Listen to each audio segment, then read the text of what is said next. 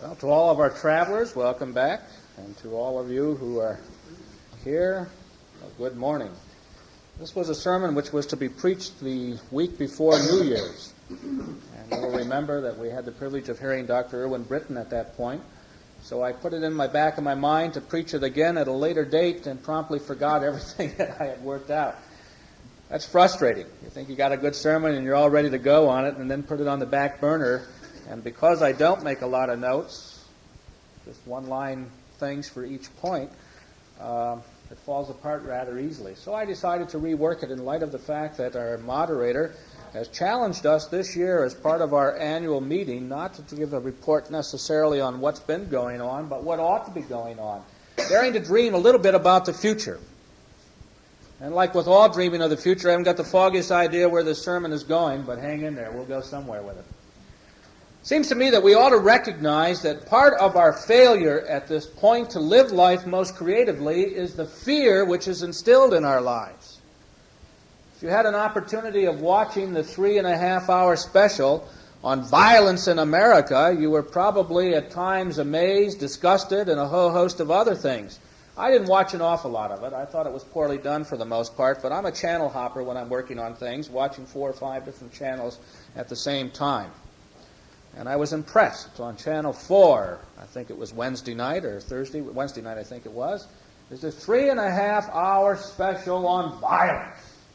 On Channel 2 was a movie called The Deserter, built around the shooting up of Apache Indians and the slaughter, where the sheer purpose of the whole movie was to kill as many Apaches as possible.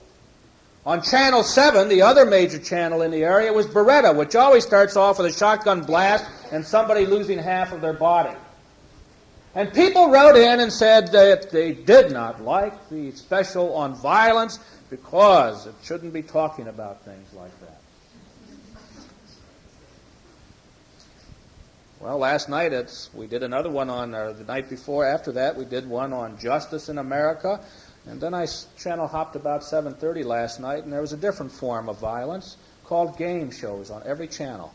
In fact, I happened to hit the time when they were screaming and applauding, and you couldn't tell which channel you were on. It was like, hey, hoo, ah! $78,000 question, $128,000 question, gonging this, gonging that, bang, boom, boom, bing. Violence to sensitivities. We've lost the ability to dream. The last great dreamer in America, may surprise you, was Martin Luther King Jr., whose famous speech, at the time it was given, was not well received, partly because his archenemy, who has now come out into the clear to be clearly the archenemy, the former director of the FBI, Mr. Herbert Hoover, has turned out to be not the great saint that he created us to believe, but one of the evilest men that America has ever seen. Running presidents, the FBI with a personal thumb, utilizing it in methods that are not only un-American but totally fearful when you begin to think about it. Mr. Luther King Jr. had a dream. And it was interesting as I've read that speech and meditated upon it and was thinking about us today that I began to realize that when he dreamed the dream, it appeared to many to be a fantasy. It still does. But that ultimately dreaming is never fantasy. Dreaming is always tied, when it's an honest, open effort to the here and now, what is, and seeks to understand where it can go. So in the first place, the dream is more than what ought to be. It's something that understands the realities of our human situation.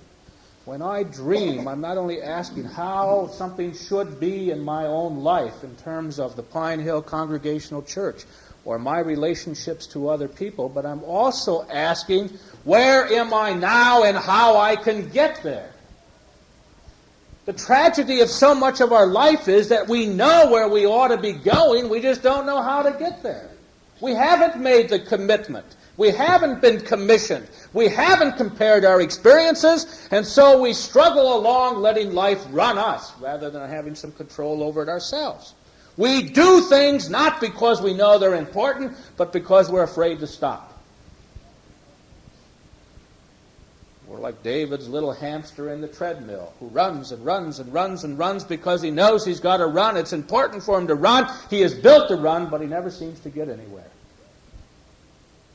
And around he goes. And how many of us are standing on our old little treadmills, doing hosts of things because they must be good to be done, otherwise we wouldn't be doing them, but never pausing to ask, is this fulfilling the dream we have for our own lives, our own outreach, our own concern? When one is a realistic dreamer and has the ability to sort of reach out and to see, they not only see the far-reaching goals, but they see the paths that lead to them. For without the paths, the goals themselves are not to be seen, are lost. And so for those of you who are going to be writing between now and Tuesday night your annual reports, since nobody's written them yet, right? I hope that you will not only see what ought to be in terms of Pine Hill Church, but the paths that lead there, for that's part of the dream. Secondly, dreaming is more than descriptive.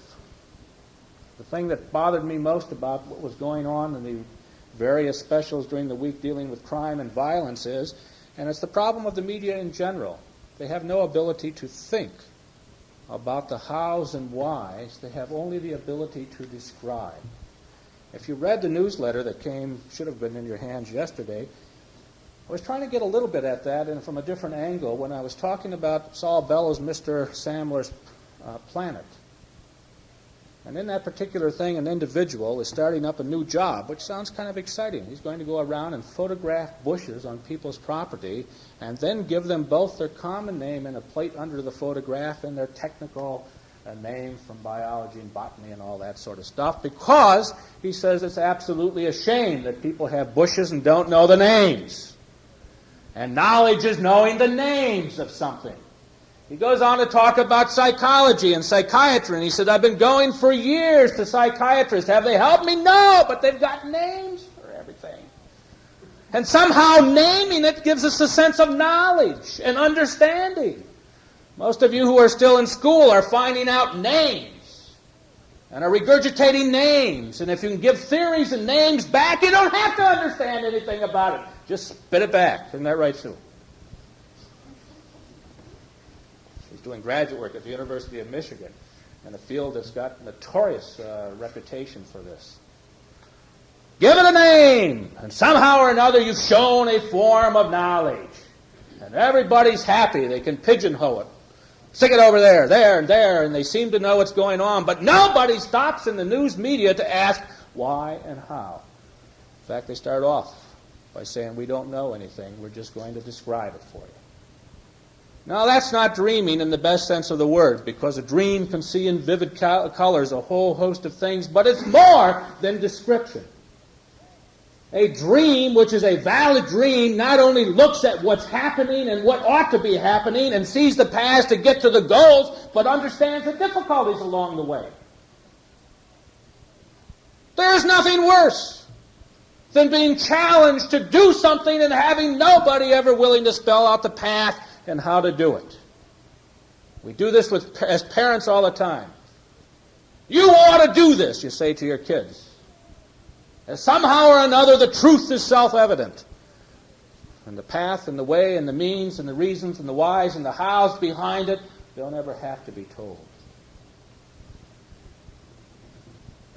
You shouldn't do that, we say to our kids, with the same kind of a lack of understanding. And so preachers stand up and tell people what they should and shouldn't do and walk off and pay no attention to it themselves. Churches set goals that they never ask about again. Somehow or another, the making of a report is sufficient.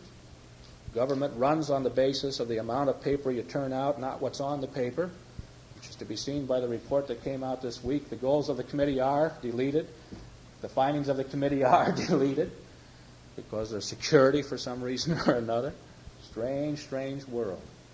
And somehow or another we have the feeling that if we can just get a committee appointed to work on it, the problem is solved. Pine Hill Congregational Church is a beautiful example of that. I wish he was here. Al Sass has been appointed every year for 5 years to redo our church constitution. And he regularly calls meetings which nobody wants to attend because nobody really feels that the church constitution ought to be redone because we don't pay a hill of beans to it anyhow. But we feel like we ought to. So we appoint a committee to study it each year, and thereby at our annual meeting that committee is reappointed. We feel like we're doing something. We feel like we're accomplishing. We're standing in the legal limits of what's going on, and we don't give a hill of beans about it. All right? Every year. It's the least important committee in the world. Not because it doesn't have a function that would be important, because we don't care about it. Seems to me also that one of the values of dreaming is the expanding of the horizons. It doesn't shatter them. Again, on the television this week, I had an opportunity on 2 different occasions of listening to the high priest of drugs, Mr. Timothy Leary. Dr. Leary, as you know, in the 60s was the one who was pushing drugs, and now he is trying to justify his experience. I listened to him, and I wished I had been interviewing him, not on the People Show, which is a non-hostile show, but on a legitimate kind of a show. Mr. Leary is the typical true believer. It doesn't matter what he believes it all the way. It was the most fantastic experience ever. It is the most beautiful experience ever. It's something that had to be done. We shattered the horizons and expanded our whole sense of knowledge. People who are now in power and coming to the foreground in America and in Canada, our leaders were products of that generation. Well, if you listen to it very carefully, you not only recognize that he never has thought about his experience with any kinds of depth, but he's also making some rather strange statements. The implication is that the drug generation is now running the countries of Canada and the United States. There may be more to that than a lot of us like to admit, but the kinds of people that I find are the highly creative ones are the ones who saw through the whole facade from the very beginning, who saw that the whole thing was nothing at all, that it's a lie, a self-delusion to take these kinds of, quote, mind-expanding drugs, unquote, and to utilize them to somehow or another get a greater feeling of what's going on. It's fallacious. It's a cop-out. It's untrue from top to bottom in every kind of a physical, mental, moral, spiritual, metaphysical sense. It does not happen. And to have people tripping around who tripped out now talking about how wonderful the experience was and how important and valuable, and this was the first real attempt to break out and to give a whole new dimension to the human character, is sheer, complete, 100%, and you can fill in whatever you want at that point. It does not make any sense whatsoever. And I defy anybody who's got 1 sense and 1 ounce of intelligence to argue with that. If it were what it was supposed to be, it would still be going on. And what's happening is that in every single case where there are intelligent young people meeting, they've rejected the whole methodology because they see it for what it is, a sham. See, that's not the kind of a dream where you somehow leap away from yourself and shatter all kinds of borders and take a trip out into space and come back and feel wonderful about it, where you lose control of all of what you are as a human being. Dreaming isn't a shattering of your very existence, because if it is, it's a denial of everything that's true about you. Mr. Timothy Leary ought to see that. He's living proof of his own self-denial, both now and before, when he was on his various trips. Dreaming expands the horizons because it's based on the here and now and where we are. And each person's dream has to begin where he is and see it to the limits of the horizons. Dreaming is willing to look out before you take that leap and to see the various possibilities in a wide circle of things going all the way around us, for we're encircled. And as our knowledge and experience grows, the possibilities grow, for the expanding circle creates on its circumference an ever wider area of potential. The one who dreams can look at the horizons, and as he sees them expand, see the potential and the fine points and the significance of it, and dare to reach out and consciously push to the horizons.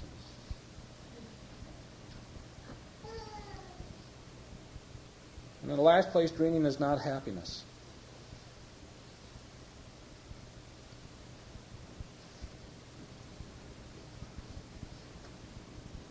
Aside from our whole thing about violence, a number of studies have been done recently, and as reported in the Free Press of this week, the thing that most amazes foreigners about Americans is that they are constantly crying and searching for happiness and have almost no ability whatsoever to handle unhappiness or normality.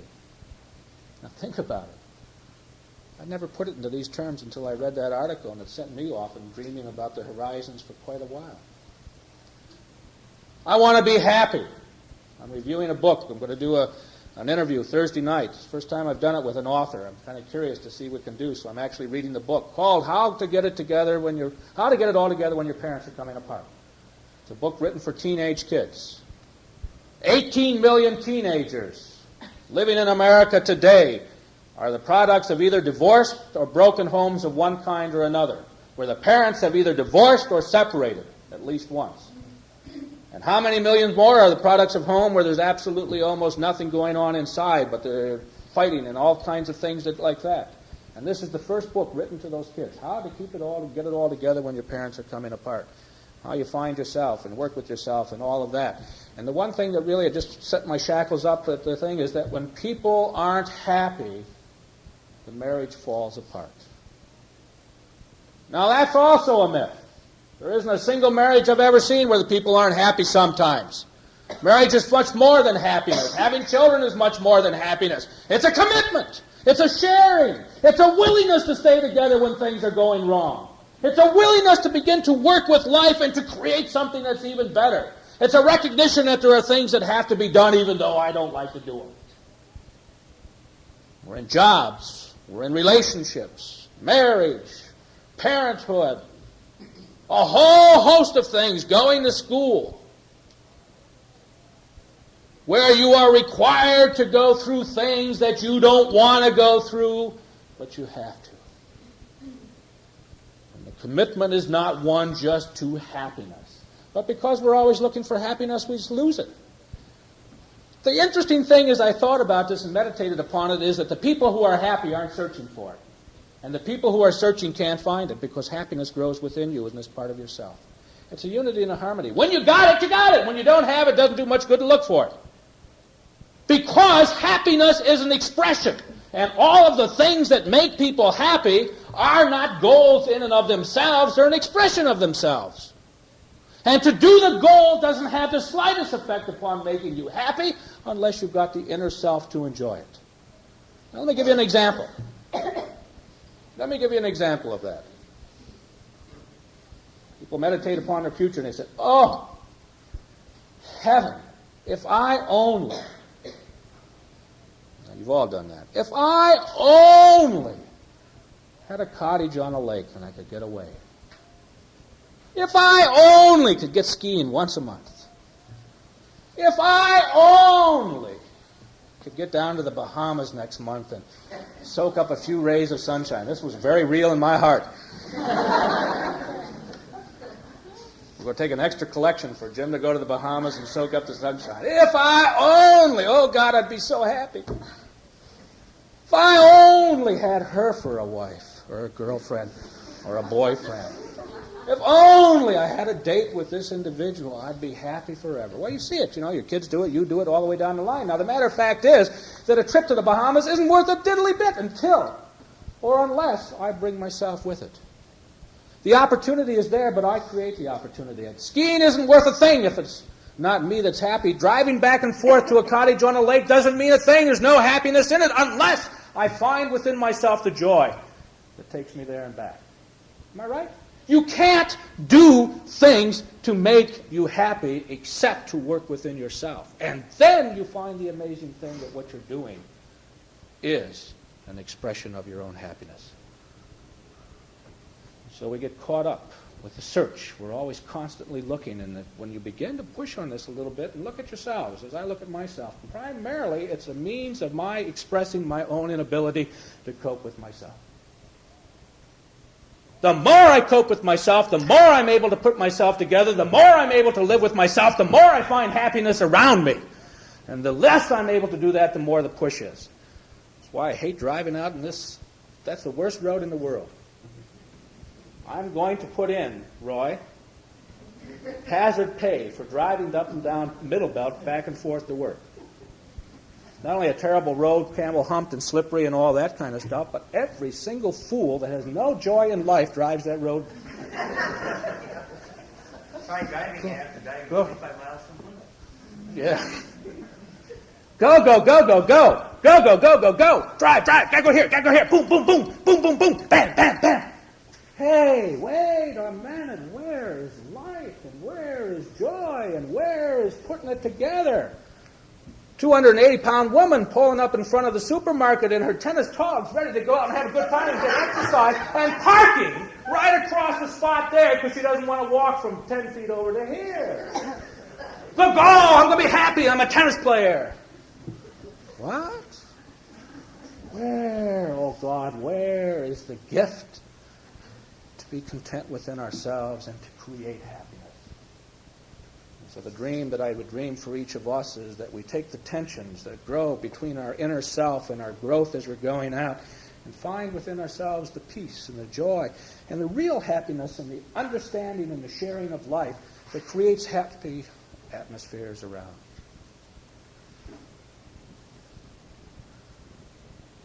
As you've looked at your budget, you say, next year, if I could just make X dollars, I would be happy. I have never yet met anybody, with one exception, that was truly happy with the amount of money they made. They always had a little bit more that they could spend on. And the one individual that I met was truly happy with it was an individual who said, in a very pietistic and yet honest, sincere way, and Halpert's Noah in California, money is a tool for me to do what I have to do, to give and to share. Money is not something that I have to collect.